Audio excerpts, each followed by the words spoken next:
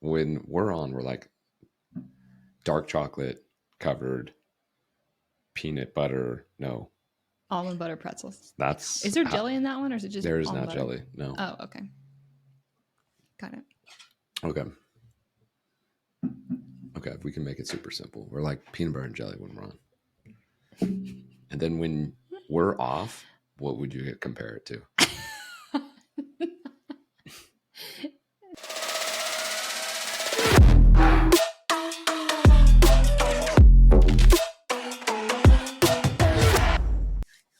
Hey, what's happening, you guys? Welcome to the Proclivity Podcast. I'm your host, Joel, and I'm here with Emily.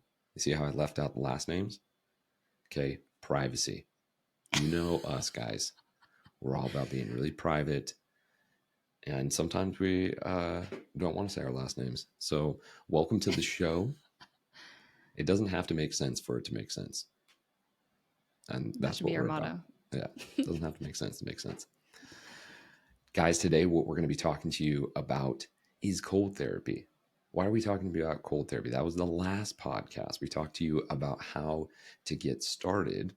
Now we're going to talk to you about the health benefits of cold therapy and what to watch out for as you get going with cold therapy. Yet before we get going, March 9th, Emily, what's happening? March 9th. Perfect timing. It's our cold plunge social event. Everyone is invited. Bring a friend.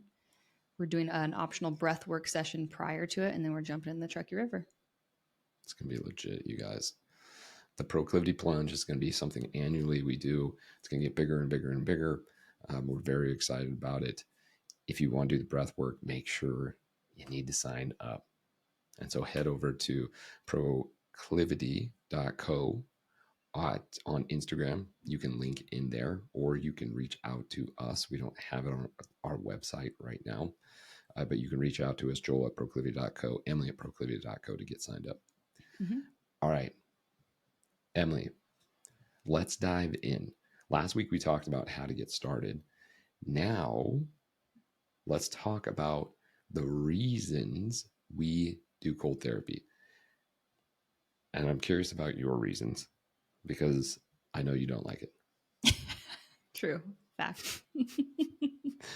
And I'll tell you about one of the things that cold therapy does do. It does build resiliency.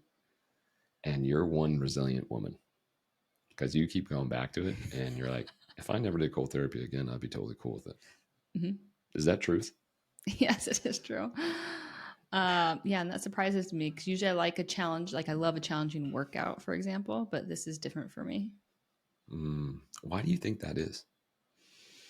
I think it has more to do with the nervous system regulation piece, and there's still work to be done there for me. What does that mean for people who maybe not understand that? So nervous system, right? It's where we hold a lot of we go switch from fight or flight to calm, rest, and digest. When you feel nervous or you're about to give a presentation or you're just nervous in a social setting for some people, that's that fight or flight. Usually fight, flight, freeze, or fawn. That includes all of those. It's upregulating in your nervous system and it's causing stress on your body. It's upregulating your stress hormones like cortisol, increasing blood sugar. So it's a stress response. And if we aren't familiar with how to regulate that, it can happen a little bit in a dysregulated way, right? Without so much control, if you will. So for example, I tend to have a little bit of social anxiety.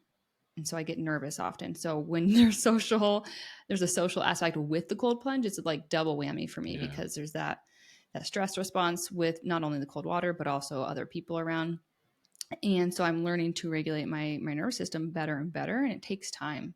Yeah. And so I think there's still work to be done there. Yeah. Yeah. Thanks for explaining that. Because I know for a lot of people, they'll use cold therapy to help with stress, maybe stress or anxiety. I've done that myself. I've literally kicked myself out of like an anxious state by going and doing cold therapy. And I did that cold therapy by myself. It was very therapeutic.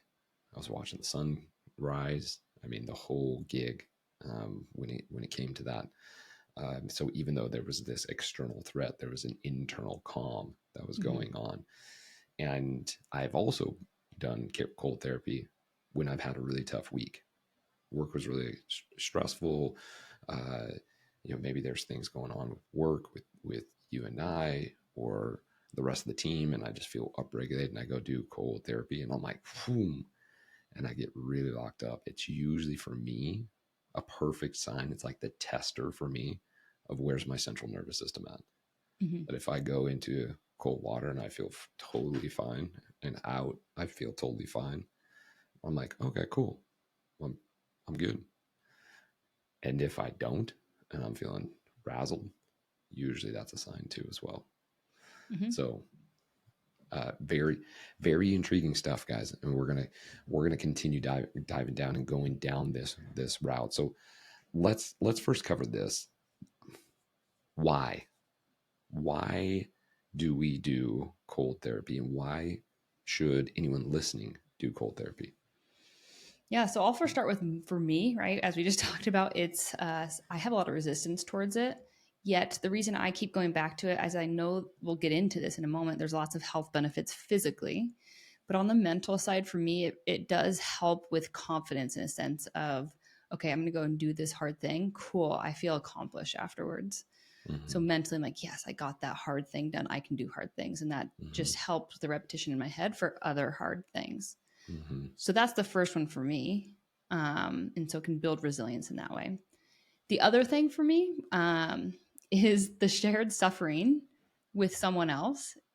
In Sure. a way, it builds a sense of community and relationship. And I know that's really important in general for our health to have those kind of connections. It's kind of like CrossFit. If you're familiar with CrossFit, you go and you do really hard workout, then you have like a special bond with the people you did the workout with. Yeah. So I also Sure. appreciate that with certain friends that I go with.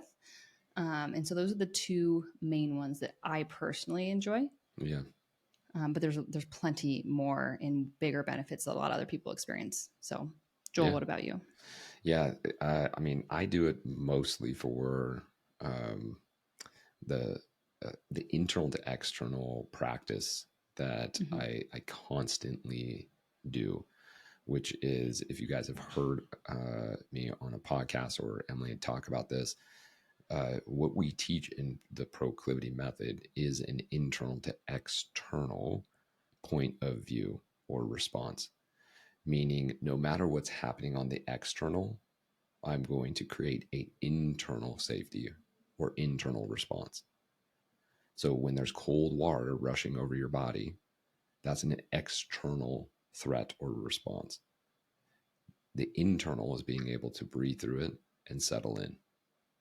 And so for me, it's an example of life when all of a sudden you have a tough meeting with your boss, or you have a hard conversation with a best friend, or you're feeling really insecure, or maybe you just got rejected. That is an external threat. This person decided, I no longer want to be with you, or they said something mean to you, or the economy crashed. How are you going to respond to that? And so this is just my mental way where I can do it, daily or every other day, of being able to calm myself in the storm. And so for me, it's a big resilience thing. And when done often, uh, I have found that is a big immune boost for me. So it can definitely help me with dopamine levels and my mental state. And it can definitely help me with my immunity. I have found that I got sick once this past winter, and I was doing a lot of cold therapy.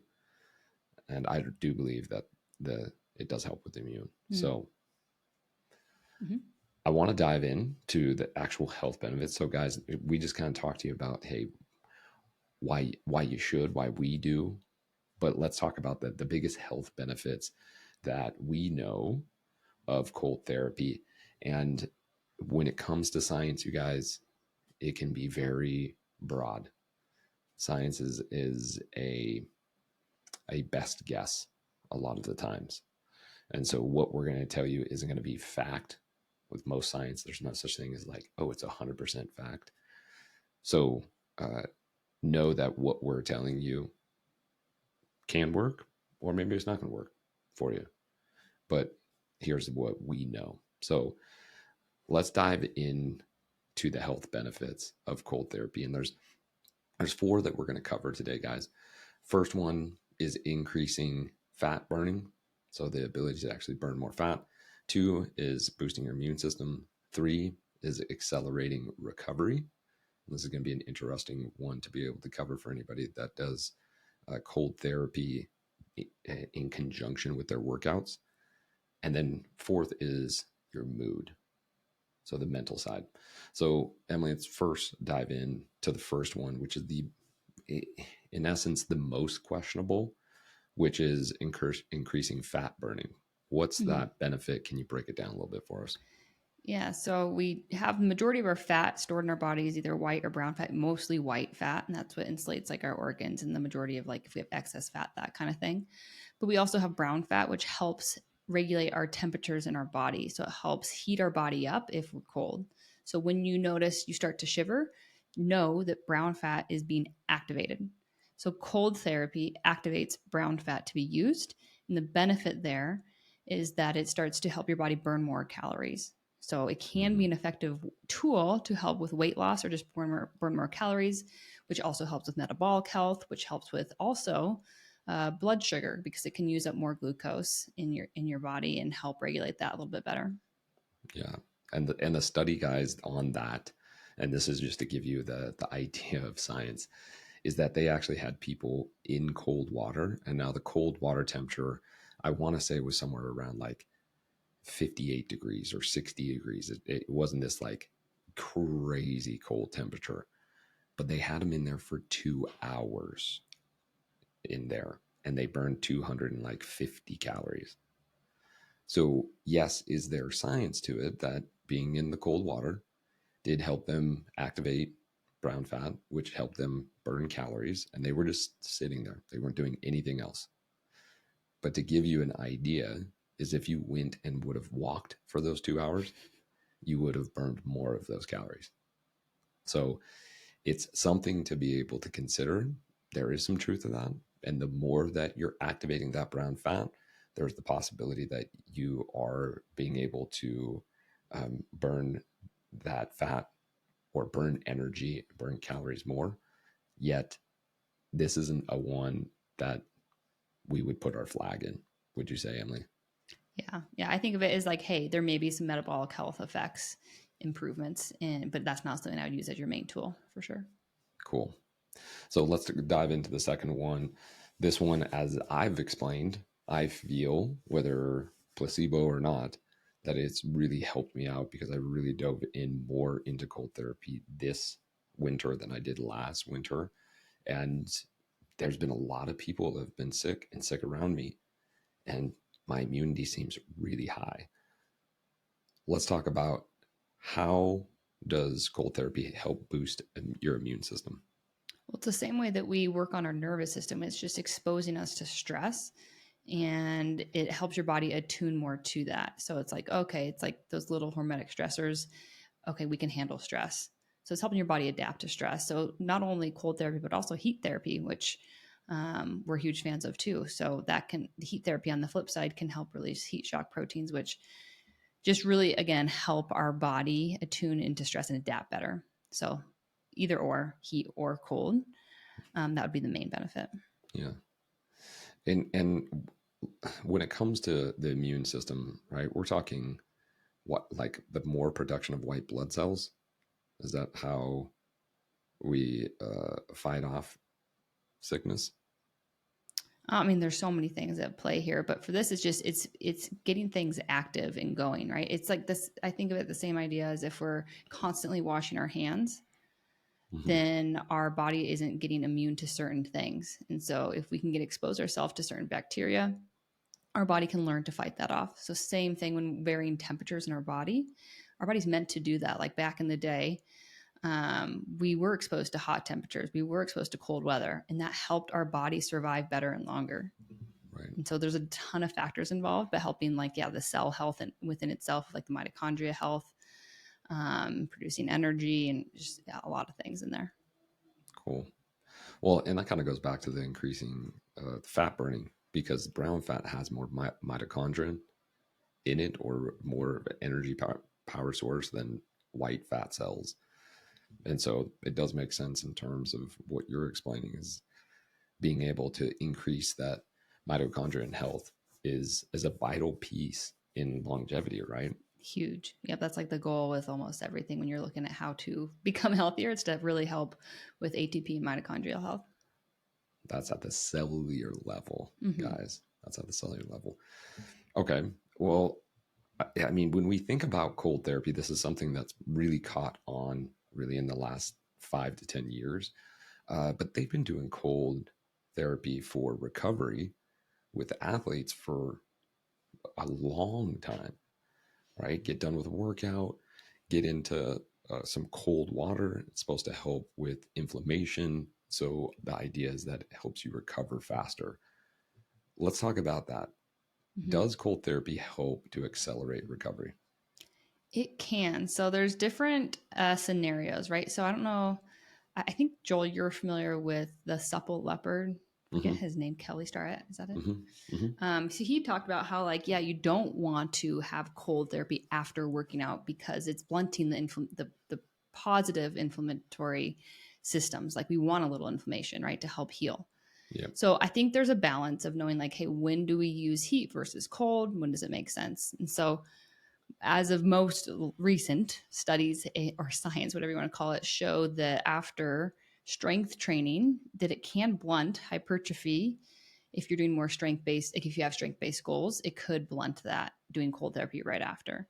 Mm-hmm. And a lot more studies show that if you do it after, say, like cardio or running, it could help with recovery if you do it right after. So you can experiment for you, and it is hard to test out, like as an individual, of like, oh, did it make my gains worse? Was I more sore? Like that's a little tough to tell. But you could experiment and see just how you feel after different types of workouts and that timing. But I also love doing it. A lot of people get a big benefit out of doing it first thing in the day before anything else because it can increase your energy. Right? When Mm-hmm. we have that external cold, it tells your body to heat up internally. That gives us more energy. Yes. Yes. I follow that when it comes to cold therapy is on my strength days. Very first thing I do is cold. When I do say like I'm gonna go on a run, then after I get back from my run, then I'll do cold therapy. And I have found that doing it first thing in the morning is when my biggest resistance is. And it also does help get blood flowing. Like people think like, oh, you're gonna get all stiff and like cold. And it's like, no, the body's gonna respond. Man, this is super cold. Let's start pumping this thing up. Mm-hmm. So you're gonna have epinephrine, norepinephrine that's gonna be released in the body. Hey, you want a good pre-workout? Bingo, bango. Good old cold therapy. It's gonna get you rocking and rolling. So something to be able to consider, guys, is that if you are doing cold therapy, and I want to say, I think I heard this. Don't quote me on this, but it's something along the lines: if you're going to do cold therapy after strength training, to wait like an hour to 2 hours before, or I mean after, because it can stifle hypertrophy and HGH production. So something to consider, guys, when it comes to that. Again, we're not hitting you with the exact data and analytics. You can go to Huberman or Peter Attia for that stuff. We're here to be able to tell you, hey, we've done it, we live it. This is what works for us and what we've seen, and to give you the base information. So, last piece on the health benefits that we have felt before is improves your mood, the mental side, which is this is actually where a majority of the data actually lives. Is that this is where it shows the most increase, the most benefit is actually the mental side. Talk to us a little bit about that. Yeah, so a lot of research showing that it can improve depression, anxiety, and it makes perfect sense when you think about it. Right, going back to the nervous system, it's a lot of people we go with like, man, cold plunge is like a little mental reset. If I'm feeling like I'm in a funk, I go in cold plunge and I feel literally like I got rebooted. Mm-hmm. And it has a lot to do with the dopamine hit, right? All the different hormones that you get hit with afterwards. And so ensuring that afterwards part is is enjoyable for yourself is key to this part. Mm-hmm. Um, Yet, yeah, a lot of people report improvement in mood in general, depression levels, anxiety levels, because it really helps you get in tune with your body in that moment. You're like in the cold water, you have to be present with yourself. And for a lot of people who, right, depression is thinking about the past, anxiety is thinking about the future, but when you're cold plunging, you're forced to be present, and so Right. that alone too can be helpful. Mm-hmm. Mm-hmm. Well, and the different hormones that are being released at that time, it's this big rush of, again, during the moment you're having epinephrine, norepinephrine, right? Uh, these are the stress hormones that are being released, and then there to be a big release of dopamine, and then a hold of dopamine. So it's not a big spike of dopamine and then a big drop that can happen. Say you have some ice cream and you're like, oh my gosh, this is so good. And then you feel like 30 minutes later, like, oh, I shouldn't have done that. And you start getting into this like beat up mode. That's actually because your dopamine levels are dropping. So that dopamine is that feel good hormone. And what cold therapy does, or anytime we're doing something that is difficult or resistant, there's barriers to it, it holds that dopamine for a longer period of time. So this is why a lot of people, when they have their hard workout first thing in the morning, they feel pretty darn good from basically 9 to 12. They have a lot of focus and energy. And this can be the same way with cold therapy. And the more resistance that you have to it, the longer you're going to have that dopamine hold over a certain amount of time. Mm-hmm. Agreed? Agreed. All right. Anytime I get the green check from Emily, it's a 10 for 10 for the day. So we now know that there are some health benefits. If you guys haven't listened to the podcast before, we talked about how to be able to get started. So now what we want to do is we want to give some boundaries to cold therapy. Because what some people will do is they'll feel it, they'll get that big dopamine hit. They've had a really hard week, or it's the first time they've ever done it. And they're like, oh my gosh, I feel so invigorated. And then they want to do it all the time. And they can overdo it. We can have people that are in the water for 11 minutes, or 10 minutes or half an hour. And it's like, whoa, whoa, whoa, whoa, whoa, whoa. Easy, easy, easy. So let's talk about the boundaries that we want to suggest to people when it comes to cold therapy. So hit us with the first one. Yeah, so just like any other hormetic stressor, a good stressor, it can be overdone. So more is not always better. And testing yourself, right? It's always an individual thing that you need to experiment with. This is why we recommended in last week's podcast is to gradually increase, because there are times where you're sitting in the water, you're like, you get past the first 20 seconds, you're like, okay, I got this. And someone's like, oh, what should we go another minute? You're like, sure. I mean, I'm already here. It's not that hard. Like I'm going numb in a way, anyways. Sure, what's another minute? But we highly recommend you start off gradually and slowly, because the after effects can be damaged, or they can just be harder for you after, depending on where you're at. And so we recommend, just like we talked about last week, was like, okay, 30 seconds, a minute, like just bump up in what you feel safe with, and take notice of how you feel afterwards. Because for me, like I just said, I could be fine in the water, but it's like the few hours later that I'm like, oh, I stayed in too long. That did not feel good. Like I'm feeling like very tired later on. And so those are the little things that I look for, is like, was that overall net positive or net negative? And Mm-hmm. so knowing your limits there, and being able to, with that, put your ego aside, right? Because I, Yes. I know for me, I get competitive in like workouts. I'm like, oh no, like they're not done, I'm going to keep working out, or I'm going to go to whatever they're doing, or bump up the intensity. Same with cold plunging. It can be very similar. Like, oh, they're staying in, I'm not getting out till I'm going to be the last person getting out, right? That's not Yes. always beneficial. No, you guys, I did that just the other week, and I decided, and this is the mental side. You guys, I still work on this stuff myself. I tend to be a guy who goes, I want to see what my body's capable of doing. And I believe so wholeheartedly in my body. I'm like, body, I believe in you. You can do anything. And there are times that I can push it a little too far. And I did that when Emily and I went and did a cold plunge with a bunch of other people. I mentally had in my head, I'm like, I want that mental reset because I was having a tough week. And I'm like, I'm going to stay in for 5 minutes. And that morning, it was like in the 20s when we first showed up, and it was like 8 o'clock in the morning. It was cold. The sun was barely up, and decided to stay in the water for 5 minutes with everybody else. Everybody's like, "Oh, I can we out," and I said, "Nope, I'm gonna do 5 minutes."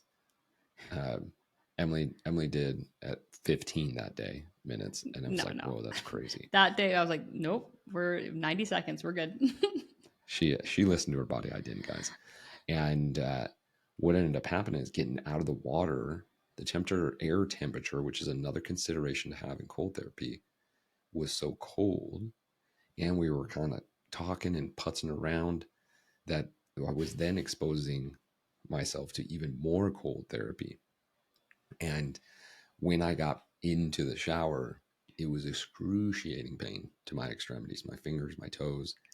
And just to let you guys know, because this can happen, still, I have, for some reason, uh, I, I have almost like nerve damage to my forearms. Like I can't feel my forearms. And it was particularly that day, I was like, man, my forearms are so Me freaking too. cold. Which is not normally something I'm like, my forearms are the coldest part of my body. Usually it's my Yeah, toes or feet. exactly. And that was just something, whether it was that day or whatever happened. And this is where I was seeking that mental reset because I had some bad night sleeps and I was stressed out. That I was like, oh, I want that mental reset. I want to get it so bad. And I actually did more damage than I did benefit. And so what Emily's talking to is really take it slow. Know your pace. It's like pushing too much on a workout, too far on a run, too much in your diet. Know your limit. It's okay to step slowly into it. No pun intended. And out of Booyah. it. What are some other boundaries to consider? Right. Always knowing, like, if you have any other health issues, so things like epilepsy or other things like blood pressure issues, stuff like that, just know there's a greater risk for you. And so that's where you'd go even extra easy in easing into these things. Mm-hmm. So there's that, of course. So knowing where your health is at, and then always going with someone. Right? It's like going backcountry skiing by yourself. It's like it's not the smartest idea. What if you get hurt? What if something happens? What if you need help? Always go with a buddy. Mm-hmm. Mm-hmm. I did that one time, guys. It was cold. It had just snowed like 12 inches, and I wanted to go do some cold therapy real quick. And I decided, you know what? I'm just going to park and then I'll walk down totally just in my swim trunks. And that way I don't have to have my towel and this and that. And I'll just walk right back. And as I'm walking down there, I just have my keys in my hand. And I thought to myself, ooh, shoot. If I were to drop my keys, lose my keys, so on and so forth, coming out of the water, I would be by myself at this park. It's cold outside, it's 30 degrees, and I'm wet.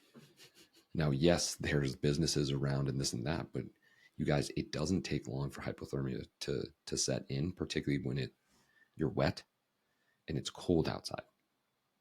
And so those are some of the things to be really, really consider with that. And when you're by yourself, this is you never know, guys. If you're really working on your breath and all of a sudden you get lightheaded and you Mm-hmm. go under, that's adios. See you later. I'll see you on the other side of the pearly gates. Cool. Anything else on the boundaries, Em? That is it. All right. So, you guys, what we've covered is we talked a little bit about why you should do cold therapy, some of the benefits. We dove a little bit deeper into those benefits, and we also have given you the boundaries to cold therapy. If you're listening to this for the first time and didn't listen to episode 137, go back to 137. I'll tell you exactly how to be able to get started doing cold therapy. If you're brand new or you're an intermediate or expert, it will show you how to be able to get going on that. What we want to be able to leave you guys with today is what we personally believe are the top 3 benefits for you to look out for. So we know we gave you some health benefits here. And what we want to be cognizant of is that you may get better benefits in certain areas that we don't necessarily do. But we've been doing this for a while, and we really feel like these are our top three. So, Emily, you want to go with number one? Mm-hmm. Yeah. So number one top benefit is that mental peace, right? Our mood, a little reset helps us learn how to regulate our nervous system and our mood better. So that's first and foremost.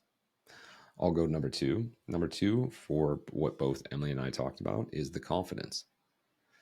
When we say things like, oh man, I just can't do the cold, it's going, wait, are you saying that your body literally can't do the cold? Or mentally you haven't allowed your body to adapt to the cold? There's a difference. See, because when you can start managing hot and cold, different stressors, external stressors, you start building an internal confidence that goes, I don't care what the weather is. I'm going to be good. And so that's one of the main benefits, I believe, is being able to build that confidence for yourself of being able to go, when things are really cold, I can breathe through it. Mm-hmm. What's the last one? Last one is like we talked about, boosting our immune system. A moon. Immune.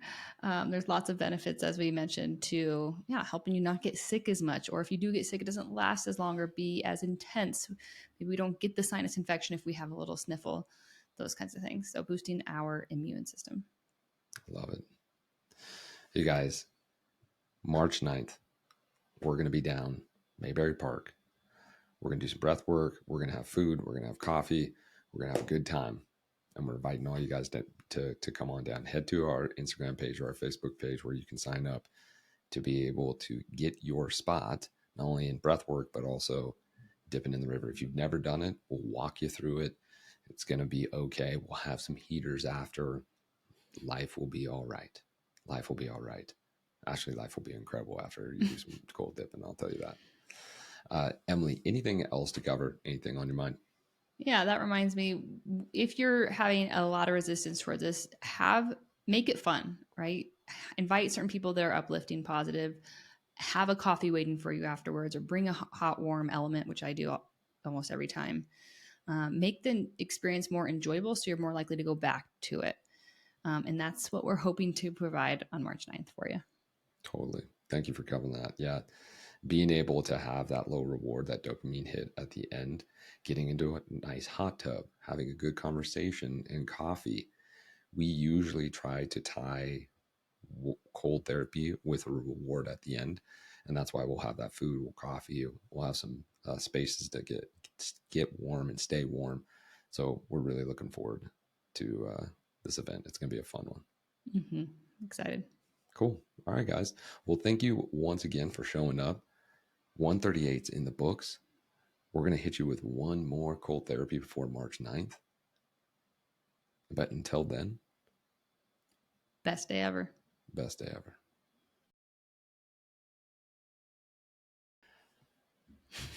Emily, I have a question. Man, it's gonna be a tough one. It's gonna be a tough one. I want you to imagine this. I feel like I know the answer. You can either have either have a home on a lot of property, or have a big home, totally customized, totally beautiful, all the things that you wanted. A cold therapy room, a sauna in there, the biggest kitchen, right? All these different, it could be 5 rooms. So here's what you have to choose. You either get the property and it's 600 square feet. 600 square feet, nothing more. You got 2 kids, you got a husband, you got 2 dogs, 600 square feet. Or the other one, normal backyard, but total customized house. Dang, when you first started talking about it, I'm like, oh, I for sure want the property. And then you got into all the cold therapy, the gym, whatever else, the kitchen. Mm-hmm. That's a good one. Mm-hmm. That's tough. Mm-hmm. Yet I think I would still go back to my deep love of being outside. So having more land outside. What about you? How come? How come? Why I why just do you pick love that being one? outside. If I could work out outside, if I could even like cook with the doors open, everything open in my kitchen. I also don't like big houses in general. I feel very disconnected from my family.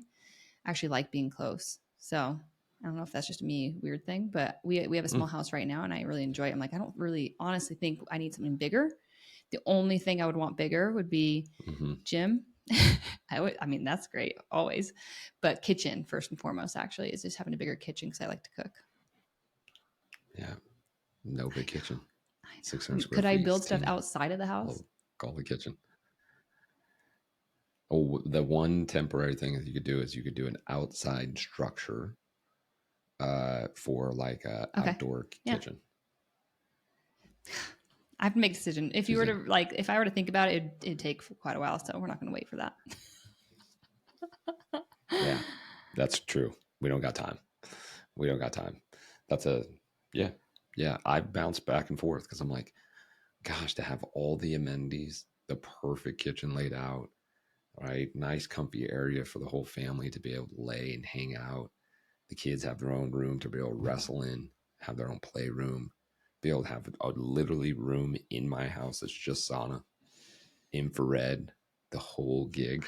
But no, but See, I'm outside is so convinced important. So like you if there guys. was that plus like a stream down the road you could walk to like outside playtime, perhaps. But I don't want to be in my house all day. That's the goal, is to be more outside than in. I like that. I'm with you. I would go outside as well. I would just be able to go, hey, Yeah. cool, we got a place It's to just way sleep. Everything healthier. else, we're outdoors. Yeah. There it is. All right, that's what we do here. You guys, we want to know your answer. Leave a review.